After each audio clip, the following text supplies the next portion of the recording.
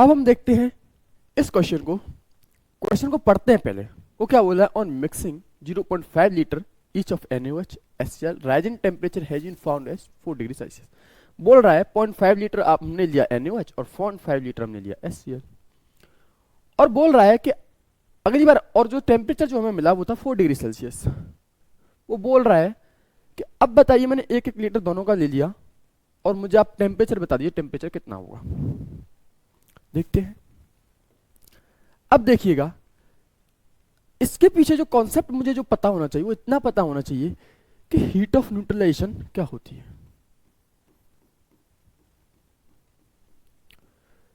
Heat of neutralisation क्या होती है? तो हीट ऑफ न्यूट्रलाइजेशन होती क्या है कि H पॉजिटिव आप एक इक्विवेलेंट लोगे और OH नेगेटिव भी आप एक इक्विवेलेंट लोगे, तो यहां से क्या बनेगा, पानी बनेगा H2O, और यहां से जो एनर्जी रिलीज होगी वो होगी -57.1 किलो जूल पर इक्विवेलेंट। कब होगी? जब आपने ये भी एक इक्विवेलेंट लिया है और आपने ये भी एक इक्विवेलेंट लिया है, ठीक है ना। और जो भी यहां से जो एनर्जी रिलीज हुई होगी वो एक टेम्परेचर, फिक्स टेम्परेचर होगा उसका। बिल्कुल सही बात है। ये कॉन्सेप्ट मुझे पता होना चाहिए। दूसरा ये मुझे पता होना चाहिए कि अगर मेरे इक्विवेलेंट ऑफ H पॉजिटिव और मेरे इक्विवेलेंट ऑफ OH नेगेटिव अगर बराबर हुए, अगर H पॉजिटिव और OH नेगेटिव के इक्विवेलेंट बराबर हैं, तो जो टेम्परेचर जो है ना, जो टेम्परेचर जो चेंज होगा ना वो हमेशा सेम होगा। कैसे? कि आपने पहले दो इक्विवेलेंट लिए, माने टेम्परेचर था 10 डिग्री सेल्सियस, फिर अगर आपने क्या लिया, 4 इक्विवेलेंट, तो टेम्परेचर भी जो था 10 डिग्री सेल्सियस जो भी था वो फिक्स रहेगा, सेम रहेगा। तो आपने जब इक्विवेलेंट सेम होंगे तो टेम्परेचर चेंज भी सेम होगा। जैसे समझते हैं। अब मैं इस क्वेश्चन की तरफ बढ़ता हूं। जब मैं इस क्वेश्चन की तरफ बढ़ता हूं तो समझिएगा, उसने बोला है कि 0.5 लीटर NaOH लिया है हमने। वो क्या बोला है कि NaOH हमने और HCl हमने 0.5 लीटर लिया है, और ये भी हमने 0.5 लीटर लिया है, और यहां से जो टेम्परेचर जो निकला है वो है हमारा 4 डिग्री सेल्सियस। ऐसा कुछ कंडीशन मेरे पास है, ठीक है। ये मेरे पास कुछ है ऐसा। अब आप मुझे बताइए कि अब मैंने क्या किया, ये कर दिया 1 लीटर और ये भी कर दिया मैंने 1 लीटर, ठीक है।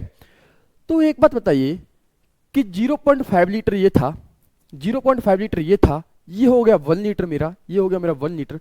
मान लेता हूं मैं यहां पे कि इसकी नॉर्मेलिटी कुछ भी रही हो, कि मानिए कि यहां पे x मोल थे मेरे NaOH के, और यहां पे मेरे मतलब OH नेगेटिव के चाहिए मुझे, तो H के भी मान लिए कि यहां पे थे x मोल। समझते हैं? मान लिया कि 0.5 में थे x, 0.5 में थे x, मानिए कि एक करने पे ये हो गए 2x, ये हो गए 2x, मान लीजिए हुए होंगे। अब बताइए कि यहां 2x हो गए, यहां भी 2x हो गए, मतलब बराबर चेंज आया ना। चेंज तो था, जो चेंज जो आया है वो तो इक्वल आया है, चेंज तो हमारा इक्वल है। और यहां पे ये है H पॉजिटिव और यहां पे हमारा ये है OH नेगेटिव। सही बात। अच्छा, हमारे क्या है इक्विवेलेंट जो H पॉजिटिव के यहां पे होंगे, अब भी तो इक्विवेलेंट ऑफ OH नेगेटिव यहां पे होंगे। क्या इक्विवेलेंट चेंज हो गए होंगे? और जो इक्विवेलेंट यहां पे होंगे, कहां पे, इसकी बात कर रहा हूं मैं, इक्विवेलेंट ऑफ H पॉजिटिव, वही इक्विवेलेंट मेरे OH नेगेटिव यहां पे होंगे। अब बताइए इक्विवेलेंट्स में तो कोई चेंज आया नहीं, कि जहां पे जो इक्विवेलेंट जहां पे थे, माने कम ज्यादा हो सकते हैं तो इक्वल ही ना, यहां पे भी वो इक्वल है और वो यहां पे भी इक्वल है, इक्वल ही तो है। अब मैंने आपसे पहले बोल चुका हूं कि जब मेरे इक्विवेलेंट में चेंज नहीं आया, जितना H पॉजिटिव था जितना OH नेगेटिव था, इक्विवेलेंट में चेंज नहीं आया है, नंबर ऑफ मोल्स जो है मेरे सेम रहे हैं। क्या बोलूं मैं, नंबर ऑफ मोल्स मेरे क्या रहे हैं, नंबर ऑफ मोल्स मेरे क्या रहे हैं, सेम रहे हैं। या मैं बोलूं इक्विवेलेंट मेरे सेम रहे हैं, तो भाई टेम्परेचर भी तो सेम रहा होगा ना।